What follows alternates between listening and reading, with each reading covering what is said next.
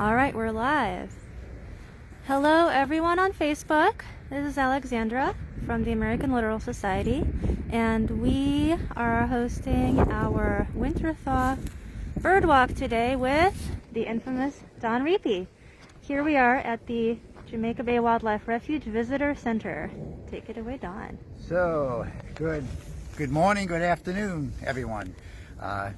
Welcome to Jamaica Bay Live.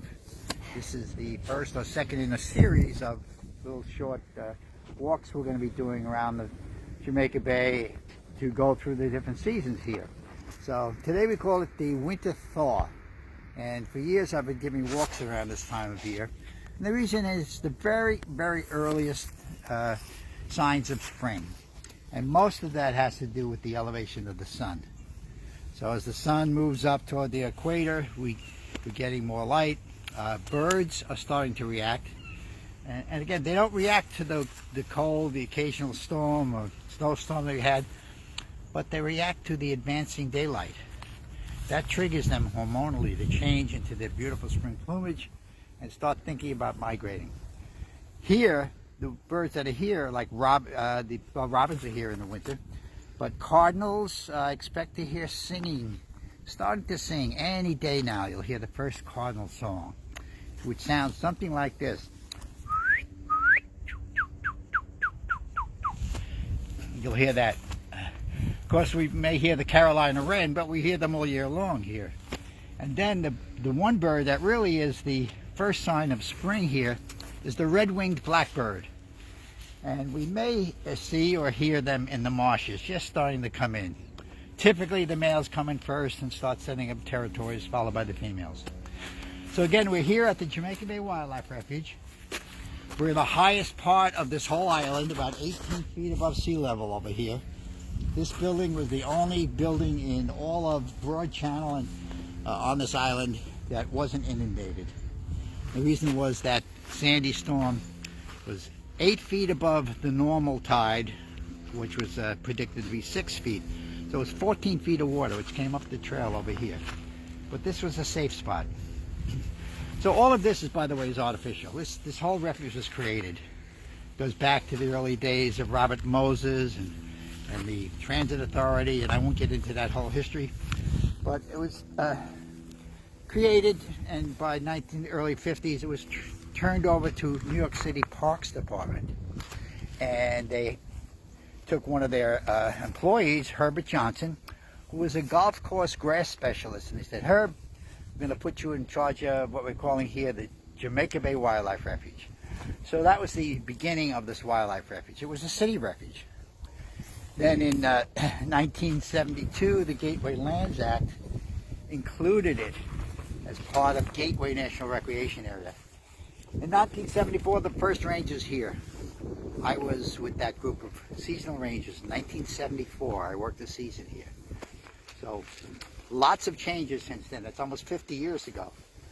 So a lot of the vegetation has grown up and changed. And during my tenure here, I also precipitated a lot of the changes here because I was very much interested in habitat.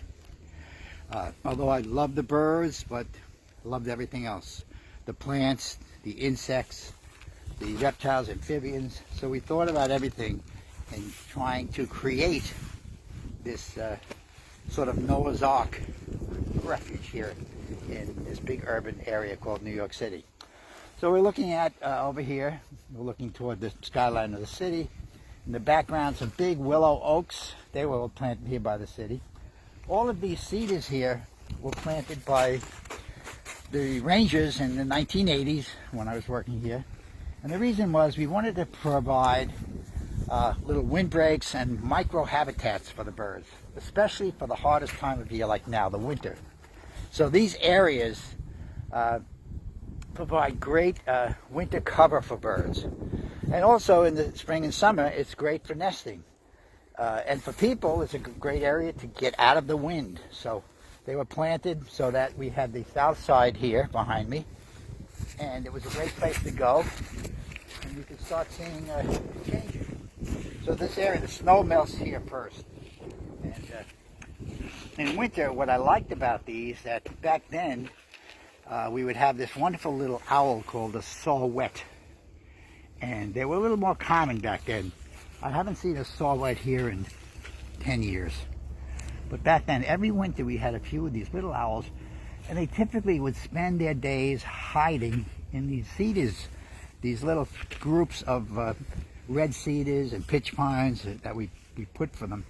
And, oh, in fact, I'm looking right now. If we look in here, we might have found one. Yes. There it is, the little tiny saw-whet owl. Strange name, S-A-W-W-H-E-T. The sound it makes is the sound of this whetting or the sharpening of a saw. But so these little owls, again, more common here. But again, I haven't seen one in a long time. He seems to be unusually tame. Actually, the reason is we brought him with us. He's our little buddy. This is our little friend, which I got from New Jersey Audubon. So I keep him in my house, and we bring him out to show people what they look like. So look at this tiny little thing. And as little as he is, he's pretty formidable as a predator. I have seen, you know, meadow voles in his clutches, white-footed mice, so he's able to catch fairly large prey. And they're usually here into April when they start heading up north to the breeding ground. So we're going to put him back here and hide him. Hopefully nobody finds him. Yeah, we don't want any poaching today of the wildlife. You're not supposed to take wildlife out of the refuge. That includes plants. Yeah, we don't want people to be posting a fake saw-whet owl. Yeah, please don't post that on eBay. Oh, let's go this way.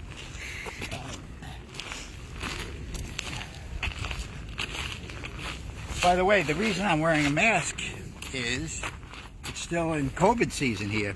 Even though I got my 2 shots over a week ago, and I feel a lot more protected, the idea is you still wear the mask, because if you had it in you, you don't want to spread it. And who knows what the variants will bring. So It's true. other habitat ideas. Now this whole area here is put in to add, you know, winter color, to beautify the area. Habitat for saw-whet owls, cardinals, mockingbirds, catbirds, other birds that might nest in them, robins.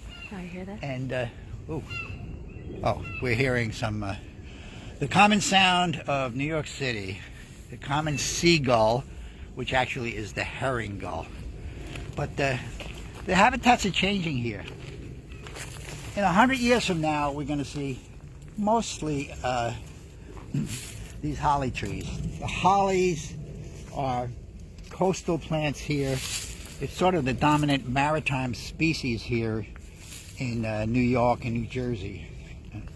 So if you go out to the barrier islands, like Fire Island, you'll have American holly as one of the dominant species there. It's another evergreen, and it came in on its own. They're seeded in. They're shade tolerant, so they are growing underneath the habitat. They too provide food. They'll provide some nice red berries, which persist. I don't see them here. Let me get a little close to the tree real quick. Hold on. There's the holly. Cool. Also, thank you everyone who's tuning in. Hi, Lori. There's 19 of them tuning in right now. Oh, cool. So as we meander down the trails here, just a quick words about some of the changes. This is an oak tree, a red oak. When I first worked here 40 years ago, 50 years ago, there were no oaks here. So this is a tree that's coming in. Habitat changes as the soil builds up, soil profile. It'll allow other species to come in. Black cherry is a common species here, comes in on its own, provides good food, cover, easy, grows in the poor soil. There's a black cherry. The Atlantis trees, the tree of heaven in Brooklyn, this one, they're dying for some reason. So they're starting to die off. They're actually from Japan, so it's not native. So here we are overlooking the West Pine, one of the 2 big ponds that was created back in the 50s when they started creating this so-called refuge. So that was originally a freshwater pond. It's brackish now. It was compromised during Sandy. It became a saltwater inlet. There's another nice holly.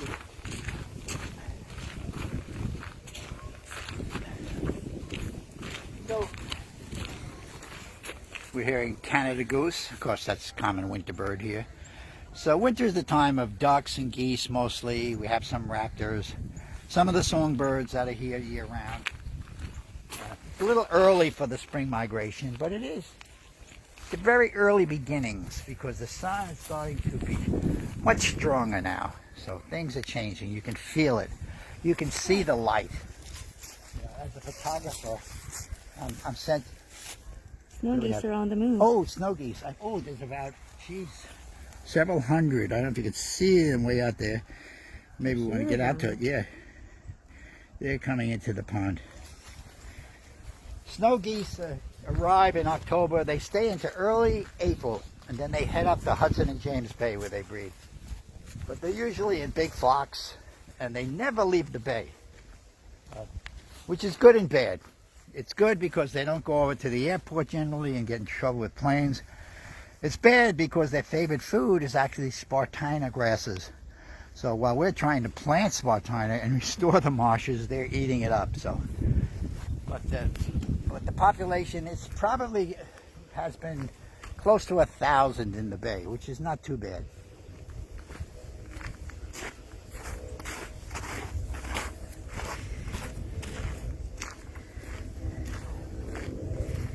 The ubiquitous sound of aircraft.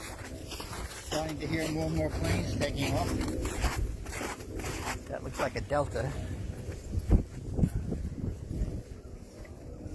Now we're down lower in elevation. This whole area here is part of, there were two major uplands that they created back then at the city. The South Garden, they planted a lot of flowering shrubs and dogwoods and things, flowering cherries, make it pretty, but also provide habitat for birds. And the North Garden, so those are the areas that in the spring, particularly late April through May, when the warblers come through, that's a good place to look through.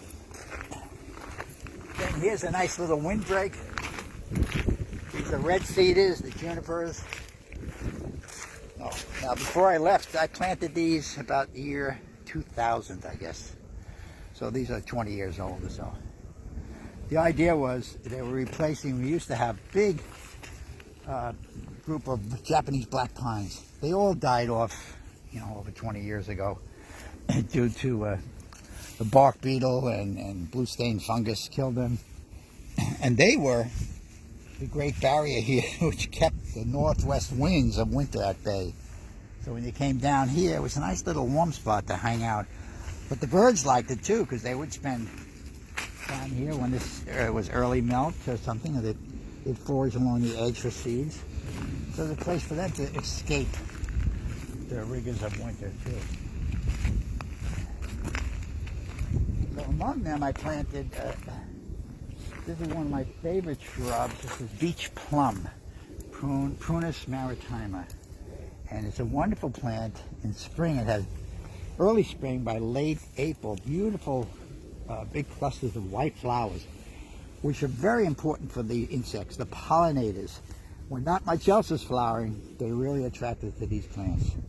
So besides being beautiful, they're coastal, they're native coastal plant. They survive in the harsh environments here, because this is basically a sandy environment. And then in the fall, they produce edible fruit, edible berries. You can see it's the spring thaw here, so again, sun starting to feel stronger. Everything's starting to melt. The earth will soon come alive. We'll start seeing the earliest wildflowers. I usually look for the myrtle plant, the vinca, the little purple periwinkles. Hello. Oh, here's a very important plant, even though it's not native. This is the multiflora rose, Rosa multiflora. In early June, beautiful flowers, provides good food, blossoms for pollinators, but great nesting cover for some of the small songbirds like yellow warbler, common yellowthroat that will nest in these thick shrubs here. Even though it's not native, it has good wildlife value. why the rose hips persist throughout winter. Wherever you find a nice big dense area of Rosa multiflora, you can be sure there's a mockingbird nearby. Mockingbird is another fairly new immigrant here, if you will. When I was a kid in 1950, I saw my first mockingbird in Phoenix, Arizona. I said, whoa, what is that bird singing his head off? They weren't here. They've moved over here. They've shifted eastward and northward from the south. As climate is changing, we're going to see these subtle changes. Birds are adapting here. They're adapting different environments. We were talking this morning, 100 years from now, we will have alligators in this pond over here. I'm waiting. It'll be so much fun. Yeah.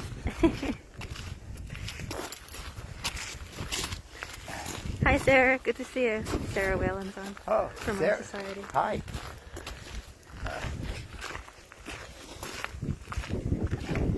Again, a great windbreak. It was always a great spot. We had these tall, you can see a lot of dead trees here. That's due to the effect of Sandy. When the bay broke through the trail and flooded the whole pond at high tide, the tide came up. The salt water eventually killed those plants. But the row of Japanese black pines was about 40 feet tall here. And every winter we'd get the long-eared owls in there. That was a wonderful spot to see them. But again, so we're trying to recreate that habitat with native species like the red cedars here and the beech plums here. Now, when I was working here leading walks, say I was leading a bird walk today, well, I'm not seeing a lot. What am I going to do? So let's see. Oh my goodness, what do we have over here? It's a bat box. So I put this here so when I was leading a walk, I'd have something else to talk about. So, and it was always fun. I would always say, oh, you know, bats need friends. Bats are misunderstood. I'll give them the whole story of the bats. We don't have any nesting bats here at the refuge. Only migratory, especially the red bat, which comes through in the fall. But this is your typical type of bat box. So it's a little structure where they can climb up there. It's on the south-facing side. Some people paint them black so they even get more heat. Bats like to be warm, so they would spend the day in there, and at night they'd come surging out and they'd feed on insects. Unfortunately, I just heard today that about 2,000 bats died in Houston. The Mexican free-tailed bats, it's a loved species down in Texas, in Houston, and places like Austin, where thousands of them, even 1 million of them, I think in Austin, nest underneath the bridges in little areas. And they stay there the day. At night they come out and they forage far and wide for insects. But because of this cold snap, it was a little too cold for them, getting down to what, 16 degrees or less even in Houston. It was a little too hard of a freeze for them. Especially a lot of the younger bats died. They estimated they lost about 2,000. So hopefully there'll be enough left to continue that group there. Because they're wonderful species and they're great pollinators, especially the tropics has the greatest diversity of mammals there and bats. And bats comprise most of the pollinators in those areas. Here they're all insectivorous. Don, David Roseanne asks, how many birds have the word mask in their name? How many birds have the word mask? Yeah. Oh, geez, there are some. Not let's see what. There's the masked titira down in the tropics. I think the masked booby, which I saw in the Keys. It's the only place in the United States you can see that bird. What else do we have here? Some of them have masks. I typically look at the common yellow-throat. It has a little black mask. And I did make a little poster to put out here early on saying, protect our doctors and nurses. Wear your mask. And I had the picture of the common yellow-throat with his little mask. But I'm not sure. I'd have to kind of think about that for a while. Do we have an answer? If anyone knows a number, please place it in the chat. I mean, isn't there also a masked warbler? Like one of those migrants? I've heard something like that. Masked warbler? Not that I know of, no. Maybe I'm just dreaming. Okay. Well, they do have those masks. A lot, you know, and a lot of the black featheration, you see it, the football players all put the black down here around the eyes here. That's, we learned that from the bird world. Typically from the peregrine falcons. We have that, the black feathers are actually, the feathers that appear black are stronger. And when they're diving at speeds close to 200 miles an hour, you know, there's a lot of wear and tear there. And also, I guess, the glare of the sun, they might help reduce that. But that's why you see those masks of a lot of birds and animals. Birds are animals, by the way. Yes, they are. We are animals, too. Yes, we are. I got in trouble once. I was teaching a class of kids here. And at the end of the class of kids, how many of you think that you are animals? And they looked around, and maybe one kid raised his hand. And I slowly raised my hand. I said, what are we, vegetables? Minerals? No, we're animals. We're part of the animal kingdom. The bus driver was in the corner. And when the kids left, at the end of it, he said to me, you know, that ain't right what you said. We're not animals. Okay. Well, not wrong. Well, I guess I don't want to be ashamed of being an animal. We wonder, marvel at the animals on this planet. We name all our cars after them. The Jaguar, you know. They're so powerful and sleek and beautiful. We admire those qualities. Ooh, there's some. Here's the multiflora, but mixed in here is a plant we're not in favor of. Here is the, although it does provide some winter food, is the, ooh, it got me. Uh-oh. Oh well. The winter, the bittersweet. So this is the Asian bittersweet invasive plant that we didn't have in the early 80s here. It started to show up.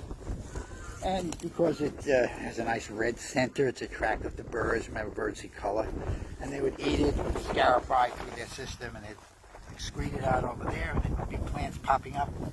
It has taken over the whole area. So we really need to take it off a lot of the plants that we want to maintain, otherwise they'll shade them out.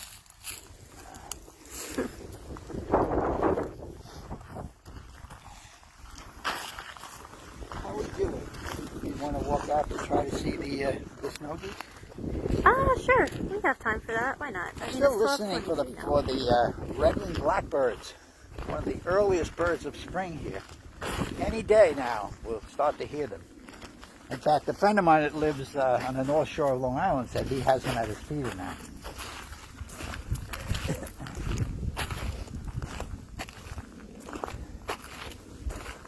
It's a really nice day out, guys. Yeah, it's Nice about and warm. 45 degrees.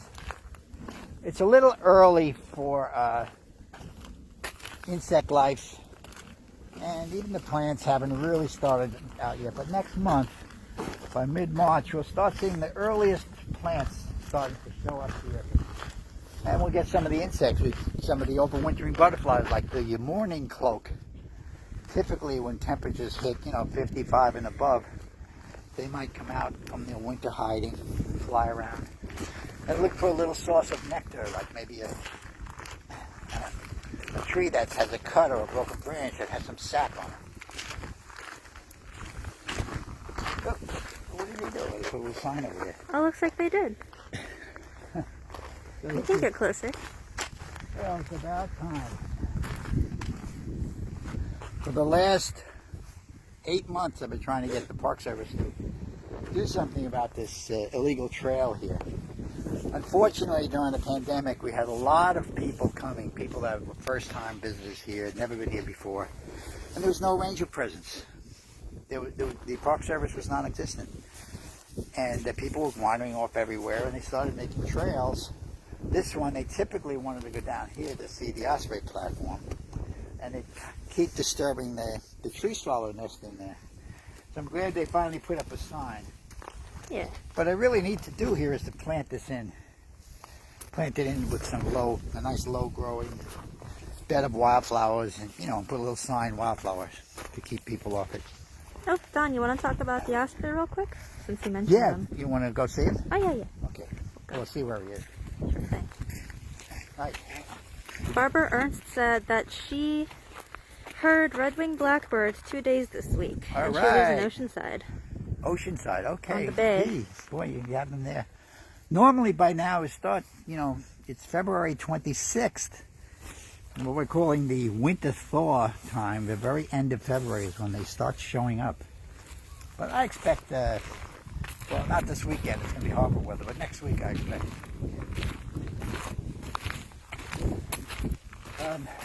The Osprey. Now that's an interesting story, one that we've been involved with here for 30 years. The Osprey is this big fish-eating raptor hawk, along with bald eagle and red-tailed hawks and peregrine falcons, all top-of-the-line predators.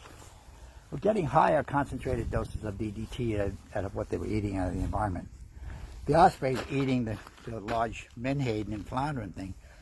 We're getting an elevated dose of DDT as it worked its way up the food chain, concentrated in their tissues, interfered with their ability to produce calcium. They lay brittle eggs. When they sat on the eggs, they cracked, so the population crashed. But 1972, one of our better environmental presidents, Richard Nixon, surprise, surprise, he, by executive order, banned DDT. He signed the Endangered Species Act, the Marine Mammal Act, the NEPA Act, a whole bunch of environmental legislation. Because that was the early part of Earth Day. I think Earth Day started, it was 1968. I was in Central Park. We had a partial eclipse of the sun. And it was a birth of a whole new movement of young people concerned about the word ecology, all right? Everything is connected and related. Look, a couple of geese.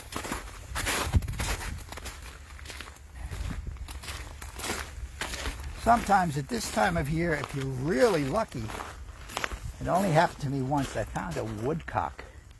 They're here, even this time of year. Some of them are actually overwinter here. And they'll be in a little warm spot during the day, under the shrubs. They blend in so perfectly, it's so hard to see them. I did find one once in one nest. So I'm always looking, kind of scanning for that. Can you do their call, Don? The woodcock? Yeah. I can do their dance. Oh, the beat, beat, beat. It's a little insect-like sound when the male lands in his lek area where he's going to start his display. And that should be starting up in about mid-March or so. You'll get beat, beat, little insect-like beat. And then a whir of wings, and they fly up in a big circle about 300 feet, and then they dive down, and you'll hear it twittering like, and they land. They start the whole process over again. The females are looking with their scorecards. That one was about a 7. Yeah, I didn't like it. He didn't dive fast enough. I didn't like his turns. He only did 2.5 summies. So, but here, I put this box up years ago for another little bird called the house wren. Here's a picture. So here we go. Here's a nice picture of a house wren. Illustration. Wrens are the songsters of the bird world. For their size, they have amazingly loud songs. Now we have the house wren. They'll be coming in, in April and May. They migrate back and start nesting. But they make these little stick nests here. They bring in sticks. Let me get in a little closer to show you. Yeah, get those sticks. Take a couple out. And sometimes, well, here's a little screw how you clean them out. You'll unscrew this, lift up the lid here and clean it out. So that should be done before they come back. And, maybe even dust it with a little sulfur dust to kill any, fly larvae and things that might be in there. But in the winter, I've also found the white-footed mice using them. So the white-footed mice would scamper up here, and go in, and they'd use this nice little comfortable spot for winter. before they forage in the day. What do you hear? You hear the... Of course, it stops calling when you stop talking. A songbird? Yeah, closer to that dead tree over there. Well, let's go. Probably Mockingbird. They've been, calling. Oh, there's a Canada geese going by. The sign of the National Wildlife Refuge System, the Canada goose. Most people don't like them in the Northeast here because they don't. The ones that are here now were introduced here. This is the giant race of the Canada goose, and they didn't migrate for the most part. They hung around, and they loved golf courses and the edges of highways and things, and they're becoming a pest. Here's a mulberry tree.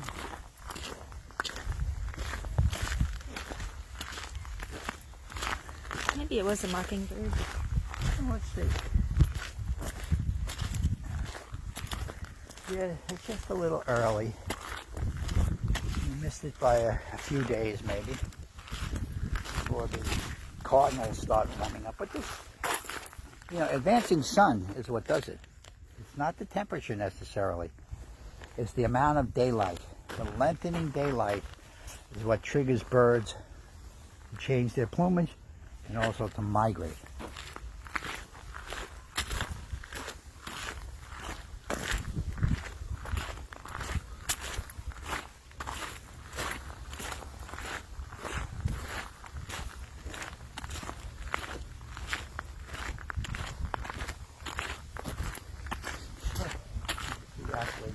Oh, good. Let's mention JBRPC too. Let me see.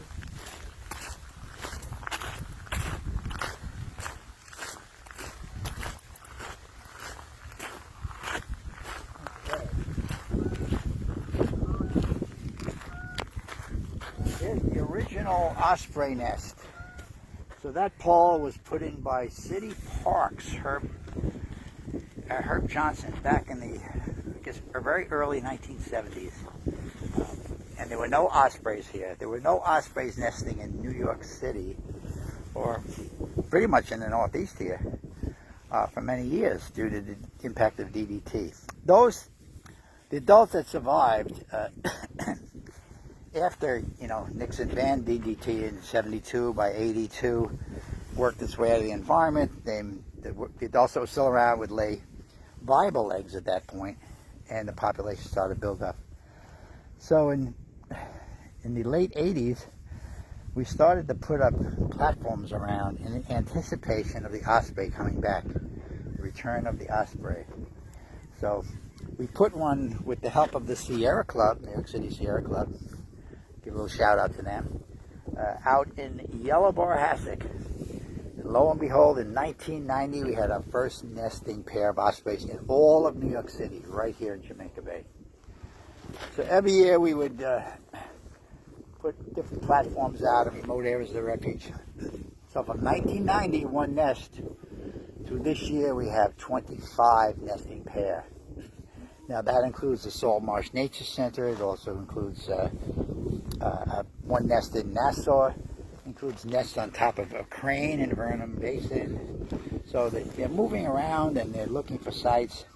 So every year, for the last 30 years, we've been tracking all these sites, repairing, replacing the osprey platforms, checking on the young in late June, early July, just before they're ready to fledge, with Chris Natareski from the New York City DEP. And he would check and band the birds for us. So we've been doing that for many, many years in hopes that we'd get some more information. Now, the park got some funding to put a GPS harness on 2 ospreys, 2 males. One went in the wintertime at the end of, here's some visitors, the Mundies. Hi. Hi. So the ospreys in the end of September started migrating south. First one went to Colombia, South America for the winter. Whoa! And then came back to that very nest right over here. All right. And I was here the day he came back. The female came back first. And then he came and I saw her leave the nest, fly down to the marsh, met with the male. They kind of, you know, jostled around like, hey, how was your winter? Good time, welcome back. And I knew it was the male because I could see the antenna on the back sticking out through the wings. So that's what he did. A second one we did went to Venezuela for the winter. So these birds travel great distances. I don't know why they go any farther than Florida, which has got lots of ospreys, lots of fish. But that's where that's their traditional wintering ground. They come all the way back here instead of breeding in Florida, which they could, to their natal breeding grounds. Because they were successful here. As long as they're successful, they'll keep coming back. So the osprey is fully restored to Jamaica Bay, which is nice to have a success like that. Yeah. We're still working on the barn owls. A lot more secretive, a lot more difficult to really track. But we do have a pretty good population of barn owls in Jamaica Bay. And I will mention Alex is on. Hi! Alex! So a good portion of our work in the last few years has not been possible without the support of the Jamaica Bay Rockaway Parks Conservancy. Yes, Alex. How about that? Alex the Blocky, the executive director, was supposed to be here with us today, but got stuck in traffic on the Belt Parkway. Everyone avoid the Belt Parkway today. Hi, FYI. Alex. Glad you could make it on. Yes. And thank you for your support. Yes. Jamaica Bay Rockaway Parks Conservancy not only supports our raptor program, but also our R-Corps, Restoration Corps program, and our fish line program, whereby we go around the bay and put out containers for discarded fish lines so they don't get tangled up in wildlife. Here's a typical tree swallow box. This was more for show. So some of these things are put up for interpretive value. You could talk about them. Every one of these is basically a 4x4 with a basic bluebird design box and a predator guard. So these are necessary to keep the raccoons and squirrels from getting out into here and either stealing the eggs or the young birds. So in order to be successful, unfortunately, we have to put out a predator guards on them. So this one, even though it's so close to the trail, every year there's a tree swallow that will attempt to nest there. Since it's more windy here, I'm going to get real close when you speak, so don't. Okay. You want to take one little quick look at the pond? Yeah, just to let's take a quick run and see. Yeah, to see if we can see all the snow geese out there. I think I see them. Yeah, can't hurt.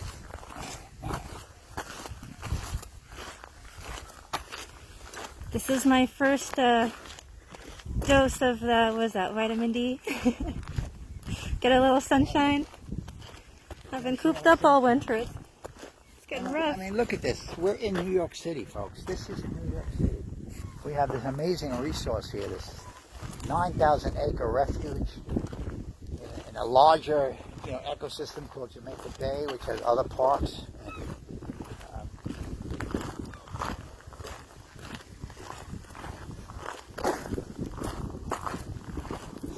So we're hoping to, in the near future, develop a new management plan for the refuge, working with Alex and the Park Service to come up with a better way of providing habitat and maintaining habitat for wildlife.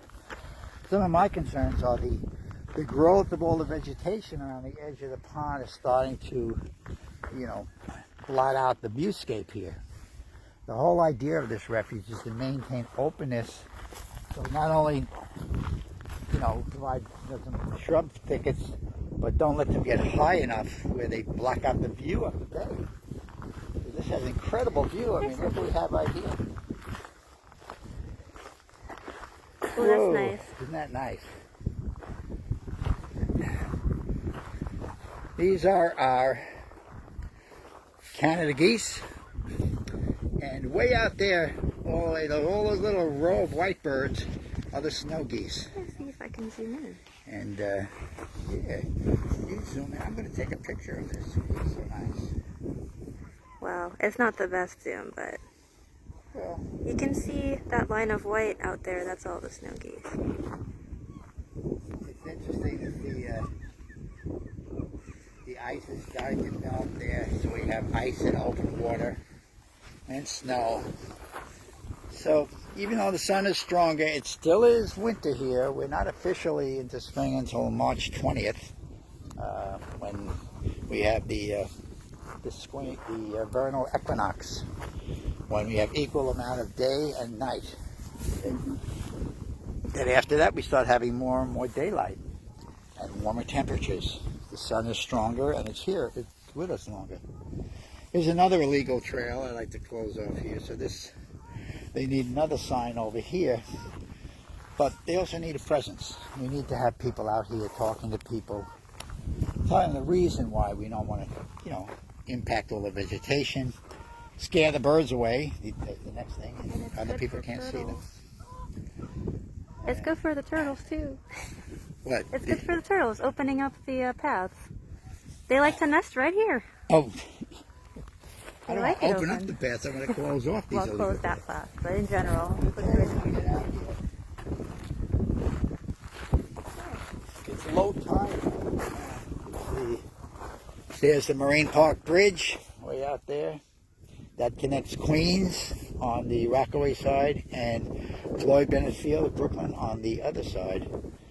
And that's the entranceway to Jamaica Bay. So this huge estuary is flooded twice daily. Big flood of fresh water coming in from the Atlantic Ocean, filling all the marshes, all the shorelines, and then retreating and taking all that nutrient back out with it, and providing habitat. Many of the fish species, these are great nursery here, many of the fish species that people like to eat, been part of their life cycle in these big, extensive marshes.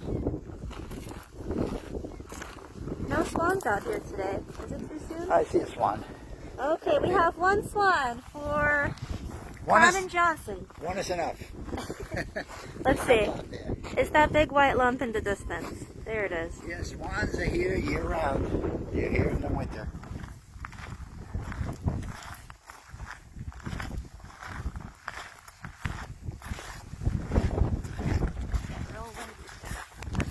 Too windy? That's fine. I mean, as long as I'm right next to Are you. we getting any static? I think it'll be okay. Okay. Yeah, just a little farther or a little further into time and pain, as somebody wrote.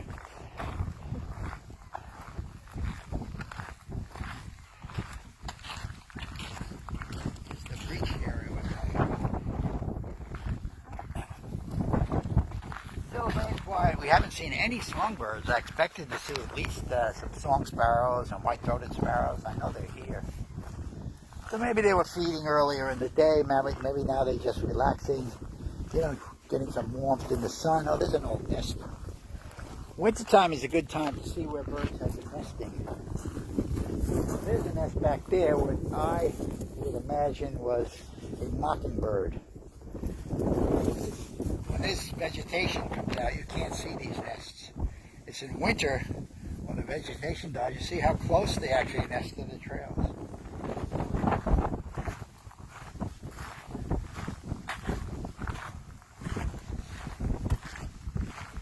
Surprisingly, these little trees are kind of surviving. Oh, no, they'll survive here. These are all nice, hardy red cedars. The only problem with them over here is they're going to eventually block the whole view. All right, so in some areas, as part of the overall plan, I would like to see some of them moved to make sure we maintain the view. Look at that incredible view of the pond, the cityscape in the back. That is the iconic symbol of the refuge, the urban refuge. And as long as you can get out to bench number 6, you can get that view. So you can make it out here, you can relax, you can let the birds come to you. You can see the Osprey platform, you can see birds coming and going. Another illegal trail. So these have to be closed off, otherwise they start making trails all around. And that impacts the birds from nesting too. People are walking back and forth, that disturbs them. And it tamps down all the vegetation. So The idea is that when you come to the refuge here, that you are required to stay on the trails at all times. You can see everything on the trail. You can't get close enough to it to get a photograph and get a bigger lens. That's incredible, beautiful view there. And we have the pond still partially iced over, all the birds with the New York City skyscraper in the back. That would be a nice telephoto shot. I would do that if I had my telephoto lens. This is the breach. This is where the bay broke through into the pond during Hurricane Superstorm Sandy. And this became a salt marsh lagoon. In fact, well, it took 5 years before they actually got the funding and wherewithal to put it back together. In the meantime, this was becoming a salt marsh in here. There were spartina grasses that were starting to form nice, dense areas. There's some Canada geese taking off. They're coming and going. Followed by is that a herring or blackback? I think it's a herring. Yeah. Herrings have the gray wings, the mantle on top. Blackbacks, a little bigger bird, has black on top. And if it's a brown bird, it's a juvenile.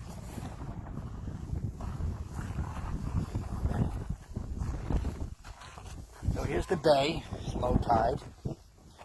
This is a stable body of water. This is an impoundment, about 45 acres. This trail goes out around the whole bay, 1.7 mile loop, which is a nice walk. And this time of year, it's still winter. We still have the waterfowl with us.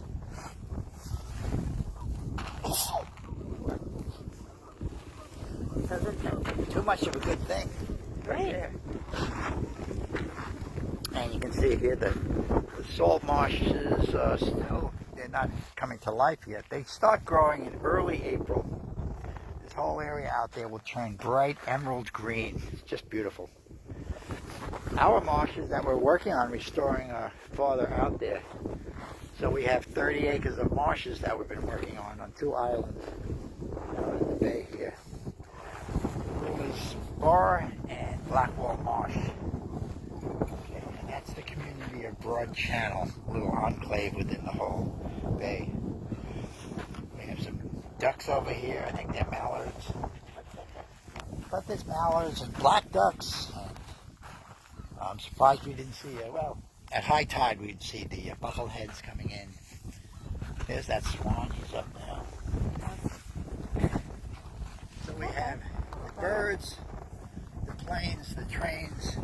This is the whole urban refuge scene here. The giant planes taking off from Kennedy International Airport. The city is a backdrop, and here this big urban wildlife refuge.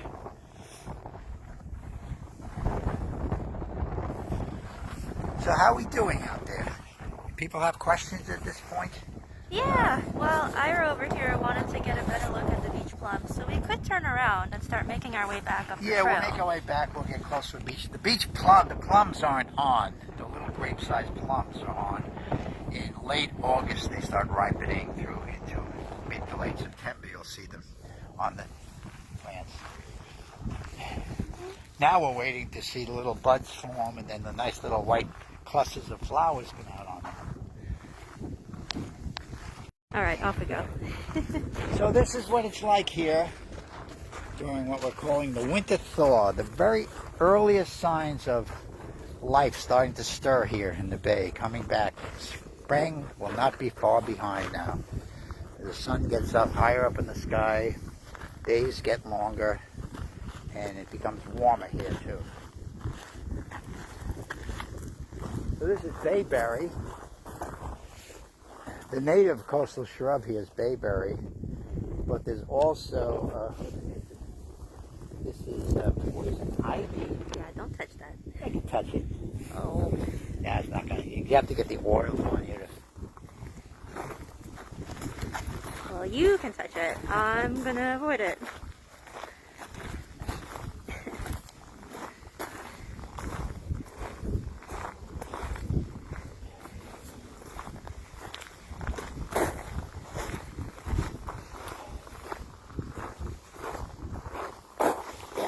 over there. Oh, right. The water in the pond isn't fully brackish yet. It's never going to be, right? Well, I forget what the latest reading is. It's probably at least 10 parts per thousand, something like that, anywhere from 5 to 10. But truly fresh is like 0.5 and below. So it's less than one part per thousand. But the fresher it gets, the more the birds like it. And a lot of these birds can drink salt water. All these Canada geese and other birds have a special gland where they extract the salt out of their blood and they excrete it through their nasal opening. So they can drink salt water, but they do prefer the sweet or fresh water if they can get it. So as a bird is not.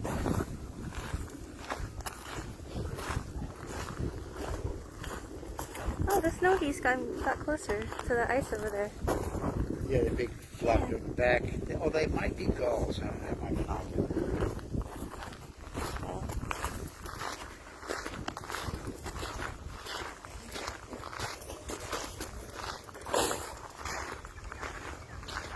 Well, I'll answer this one, Lori. Yeah, the terrapins in the summertime, they sometimes hang out in the pond when they're crossing from the bayside, laying their nests on the trail, and then going into the pond. And they'll hang out there till the end of the season, but then they kind of disappear. We're not still sure if they stay there indefinitely and just hang or they go back to the bay. They probably do. I doubt they stay in the pond for too long. And one for you, Don, as we walk back. Yes. Carmen asks, what's on the other side of the boulevard? She's never been. Well, Yetis it's Yetis. called the East Pond. And there is a trail system. I put in a trail system there, I guess in the 1990s or so, maybe the late 80s, with the help of an Eagle Scout project. So occasionally we get Eagle Scouts who have to do, community type projects or environmental projects to get their Eagle Scout, badge. They came and I proposed that they help us build this trail system. So we walked it and we cut all the shrubs out and I designed it so it would go by this nice big grouping of gray birch trees. And then I went out over a little wetland area where we had a little boardwalk. And I also there's a blind over there with a freshwater. The only true freshwater in the whole area is Big John's Pond. So it's a freshwater spot. And pretty soon, maybe, I guess, usually by late March, we'll hear the spring peepers. Little tree frogs will come into the pond to breed. And then we'll get the gray tree frogs in there as well. We do have some turtles, both snapping and the painted turtles in the pond. A lot of these animals were introduced here by biologist Bob Cook, who worked with us back in the early 80s. And he designed a plan to bring reptiles and amphibians that had been native to Brooklyn and Queens but had been eliminated, get them from areas nearby which may have had a surplus, bring egg masses and things like that, and put them in our ponds. And so he introduced, about 20-odd species of reptiles and amphibians here, many of which are still here today. Another introduction here was the little chipmunk that one of the biologists back then, Clive Pinnock, who is now in Florida, Clive and the rest of us were getting chipmunks from some of the parks, with permits from the city and so on. And we introduced the chipmunks here, and they're here today. This is 86, over 35 years later. I expect to see chipmunks coming out. They're not true hibernators like the groundhogs are. They will go into a state of torpor to some degree, but they'll come out on warm days here. If temperatures get up in the 50s and 60s, you might see the first chipmunk coming out.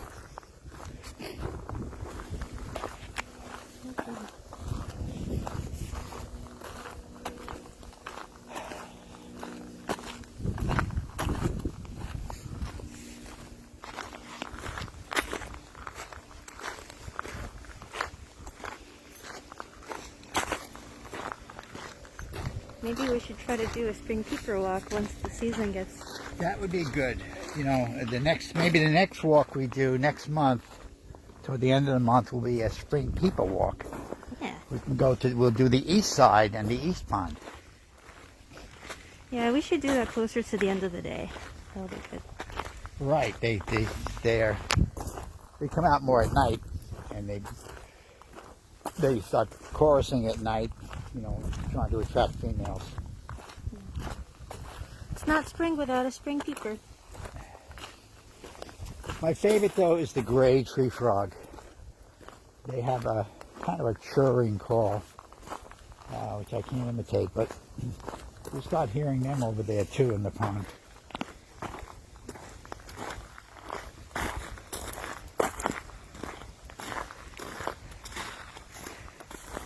There was one person, careful, that was surprised to see snow still on the ground.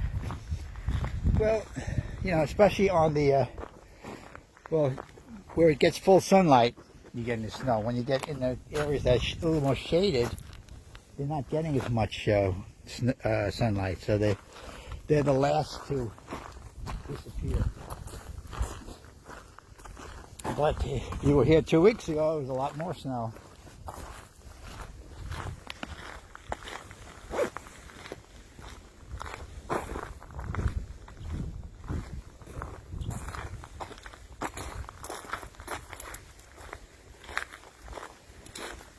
I'm looking for a beech plum. Is that what? Oh yeah, for Ira. I do see some. Kind of walking around the poison ivy here. Little plant. This is a sumac. This smooth and winged sumac we have here, and they have a fruit that will persist throughout the winter. I've seen mockingbirds eating it, so it'll be utilized. But today I'm going to give it to the mice. Down on their level, they can get it.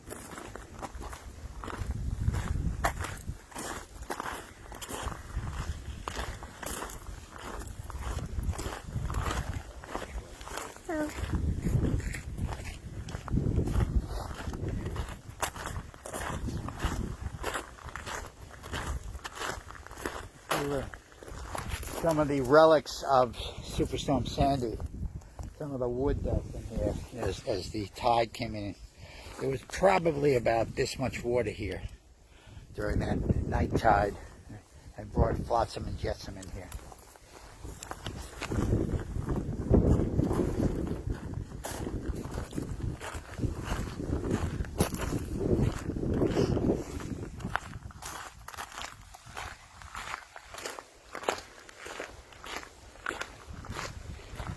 Hackberry tree. Oh, with the knobbies. Yeah, little knobbies. This is a Celtis occidentalis, or hackberry, and it's an important tree for certain species of butterflies, notably the hackberry butterfly, which I have never seen here, but the American snout, which will feed the caterpillars will feed on the leaves. The morning cloak, I've seen feeding on it. I believe the question mark, maybe 2. So there's at least 4 or 5 species of butterflies will lay their eggs on the hackberry tree. I'll get a little closer so people can see what you're talking about. It's more common a little farther south.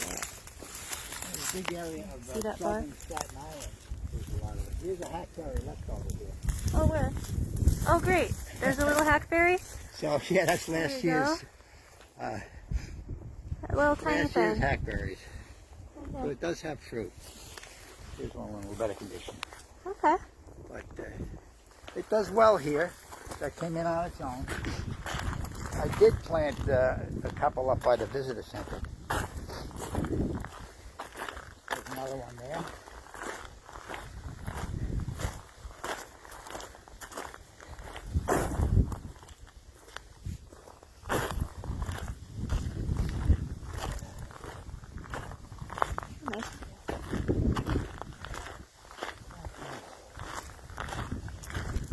Well, we head back. We will make a couple of more quick stops on the way back. See if we find anything interesting.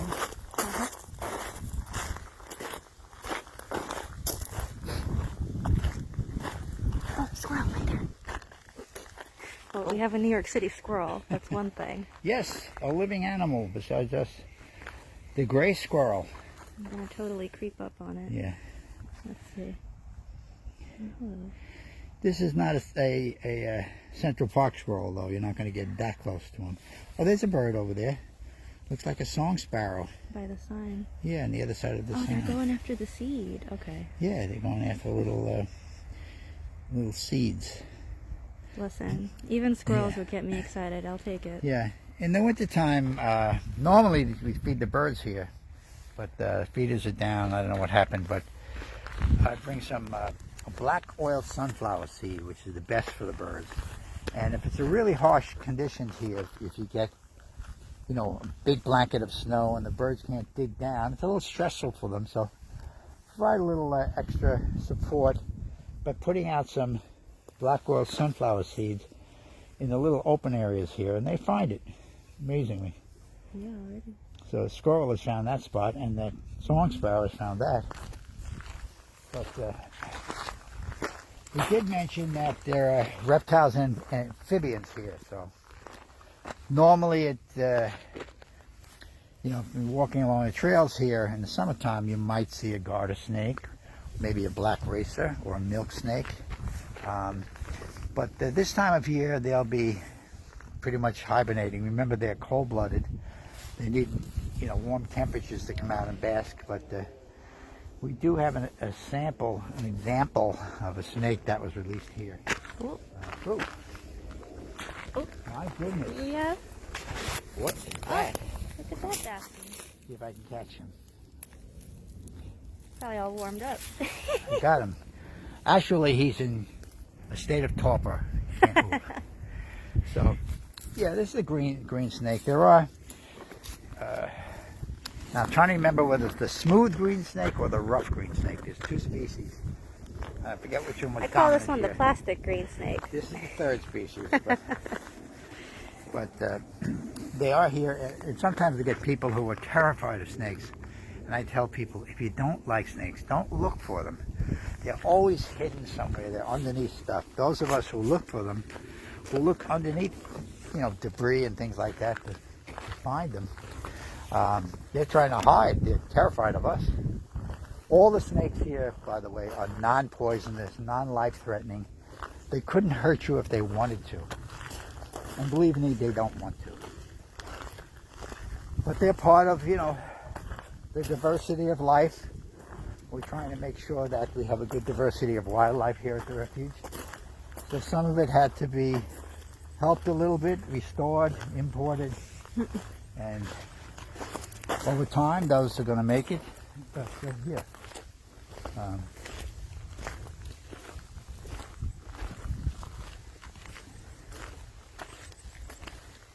We used to have live exhibits at the refuge, which I liked.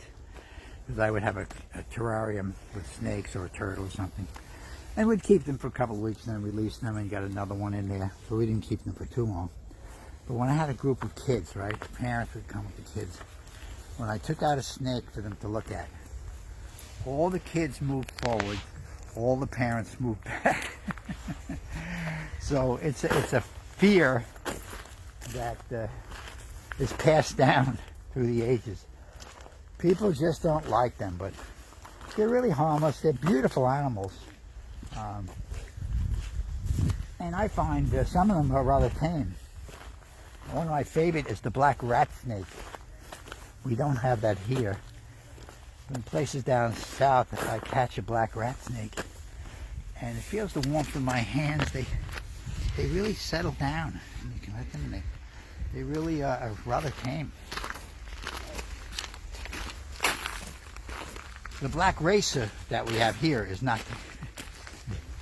They're very. They act out a little bit. Yeah, they're a lot more nervous. They're very fast. Yeah. Very hard to catch them. But that's the native snake here on Long Island, the black racer. And they do get quite big, so don't be surprised if you see a 3-foot snake over here. Yeah, places that might like see them early on, you know, as the temperatures warm up. Underneath things, they're out of the way. They'll come out and forage around. I did come across them occasionally wandering over the trail, but it's not common. It's very hard to find a snake. So we are coming back to square one, trying to find a beech plum. We passed. We did. We passed the beech plum. Oh no. Well, I think the question was, which I didn't check today. Yeah. Do the beech plum, the buds at the tips, are they also kind of reddish, like the cherries, or not really? The buds at the tips? Yeah. Do they get a reddish color, or are they kind of beigeish? I'm forgetting, but in another month, the buds will start swelling and you can look on the edge. I'm forgetting what the buds actually look like. I think they were like a darkish red, as I recall. Our little friend? Hope he wasn't stolen? Okay. Another one of here. our props Oh, good. that we use. For those of you who didn't see, this is the diminutive saw-whet owl, one of the smallest owls in the world.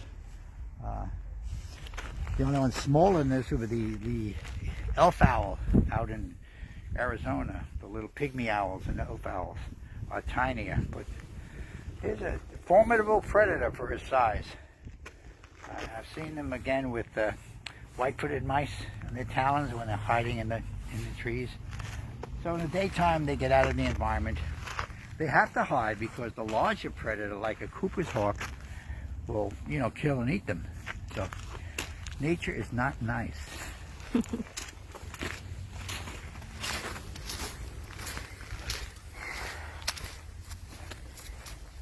All right, so I'd say that was a pretty good hike. Yeah, so I think we'll end it here. Yeah. And thank you all for coming on. Check our websites. This will be up on the website, by the way. Oh, yeah. American Little Society Northeast Chapter. And my website, Riepe at Gmail, is it? You could just check Don Riepe on Facebook. Just check Don Riepe at Facebook. Yeah. And I actually have 3 sites. I'm trying to get rid of 2 of them. Yeah. But the main one I will put up during each season all the different wildlife that is seen here that come through the refuge. Yeah. And we'll try to do another one of these at the end of March. Yes. To catch the next wave of activity over here.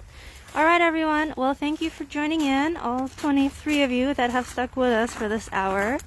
This live video, you can rewatch it anytime. We're going to keep it on the Facebook page. Feel free to also check out our official webpage, the littoralsociety.org. Littoral Society also has a YouTube with a couple of different videos, not just from our chapter, but across all of our chapters going down the East Coast. So check them out, and thanks for joining today. Bye. Bye, everyone.